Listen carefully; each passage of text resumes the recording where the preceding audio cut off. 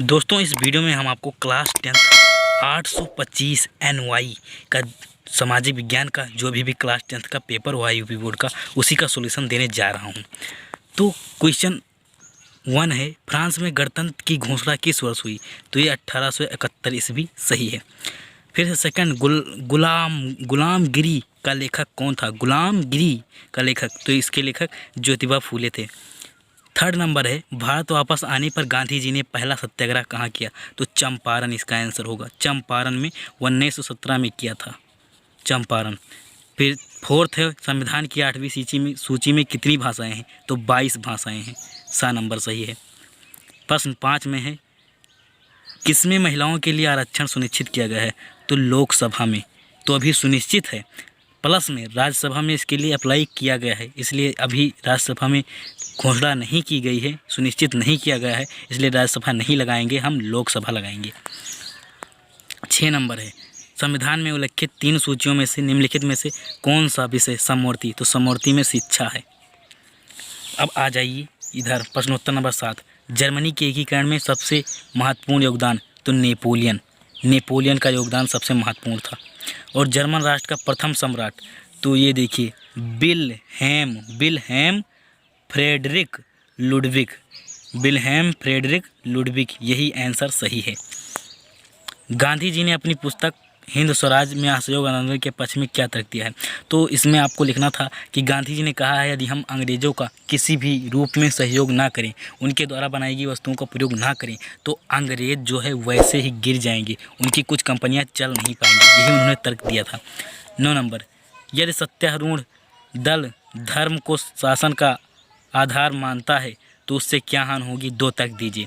तो पहला तर्क ये सुनिए कि यदि धर्म आधार बन जाएगा शासन का तो लोगों में विद्रोह जाग उठेगा। दूसरा, यदि धर्म आधार बन गया शासन का तो जिस धर्म का नेता होगा उसी धर्म के आदमी उसको वोट देंगे, ये चीज़ हो गई, यानी लोकतंत्र का समाप्ति हो जाएगा। मतलब सेकंड तर्क था कि लोकतंत्र की समाप्ति हो जाएगी। तो ये हो गया आंसर।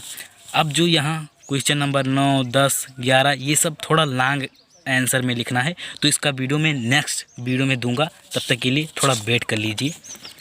अब आ जाइए यहाँ मानचित्र में, 14 नंबर मानचित्र में। तो पहला है, वह स्थान जहाँ सितंबर 1920 में कांग्रेस अधिवेशन हुआ था, तो इसका आंसर होगा कोलकाता। सेकंड है, वह स्थान जहाँ जलियांवाला बाग हत्याकांड हुआ, तो अमृतसर। थर्ड है, 1927 में कांग्रेस का अधिवेशन कहाँ हुआ? तो मद्रास। वह स्थान जहाँ सूती मिल श्रमिकों का सत्याग्रह हुआ था, अहमदाबाद। और वह स्थान जहाँ 1929 में कांग्रेस का अधिवेशन हुआ, लाहौर। मैं ये तीनों क्वेश्चन बताया था कि कांग्रेस के तीनों अधिवेशन याद करके जाना, कब कहाँ हुआ था। आपने याद किया कि नहीं, पता नहीं। अब आ जाइए इस साइड, खंड खा में है, कौन सा नवीकरणीय योग्य संसाधन नहीं है? नवीकरणीय मतलब होता है जिसे पुनः प्राप्त कर सकते हैं। तो पवन ऊर्जा तो हो सकती है प्राप्त, जल भी प्राप्त हो सकता है, वन भी प्राप्त हो सकता है, लेकिन जीवाश्म ईंधन हम दोबारा नहीं प्राप्त कर सकते। निम्नलिखित में से कौन सी रेशेदार फसल है? तो जूट। 17 नंबर, अर्थव्यवस्था के सार्वजनिक तथा निजी क्षेत्रक निम्नलिखित में से किस आधार पर विभाजित हैं? तो आर्थिक गतिविधि के आधार पर ही इसे बांटा जाता है। 18 नंबर, झरिया प्रसिद्ध है, तो कोयले के लिए, 12 नंबर सही है। 19 नंबर, लाल पीली मिट्टी पाई जाती है, तो इसका आंसर होगा मालवा प्रदेश में। 20 नंबर, निम्नलिखित देशों में से किस देश का मानव विकास सूचकांक 2016 के अनुसार भारत से अधिक ऊंचा है? श्रीलंका का 73वां स्थान है मानव सूचकांक में, उसके बाद फिर भारत आता है। अब आ जाइए डायरेक्ट यहाँ मानचित्र पर, और ये जो क्वेश्चन है 21, 22, 23 इसका वीडियो में अभी नेक्स्ट जल्द ही देने वाला हूँ। आ जाइए यहाँ मानचित्र में। मानचित्र में 28 का फर्स्ट है, राणा प्रताप सागर बांध चिन्ह द्वारा दर्शाइए। तो राणा प्रताप सागर बांध राजस्थान में था, आपको भरना था। चाय उत्पादन का एक क्षेत्र लिखिए। तो असम बढ़िया चाय उत्पादक है, तो यही भरना था।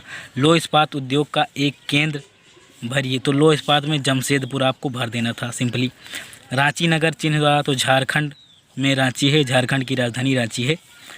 नर्मदा नदी, तो नर्मदा नदी मध्य प्रदेश में है, तो वहीं चिन्ह भरना था। मैंने मानचित्र का एक स्पेशली वीडियो आपके लिए दिया था, लेकिन सिर्फ उसको 100 स्टूडेंट ने देखा। जिसने देखा वो अब कमेंट कर रहे हैं कि आपके ही वीडियो से आया था, और यदि आपने नहीं देखा तो आपकी गलती, पता नहीं क्यों नहीं देखा। आप लोग क्या करते हो, तुरंत वीडियो कैंसिल कर देते हो, यही बहुत प्रॉब्लम है।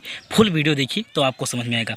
अच्छा, मैं फिर मिलूँगा नेक्स्ट वीडियो में, तब तक के लिए साइनिंग ऑफ। आपके लिए मैं फिर लाऊँगा इसी का पूरा फुल सॉल्यूशन। जय हिंद।